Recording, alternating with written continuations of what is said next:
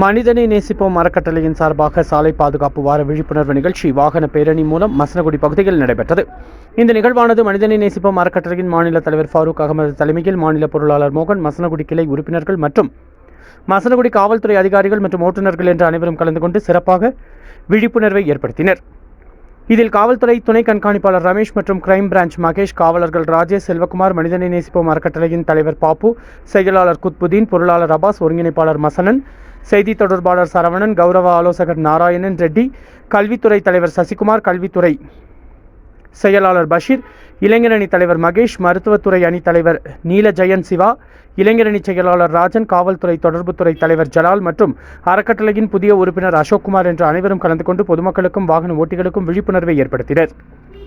மேலும் மசனகுடி மனிதனை நேசிப்போம் அறக்கட்டளையின் சார்பாக நன்றியினை தெரிவித்துக் கொண்டனர்.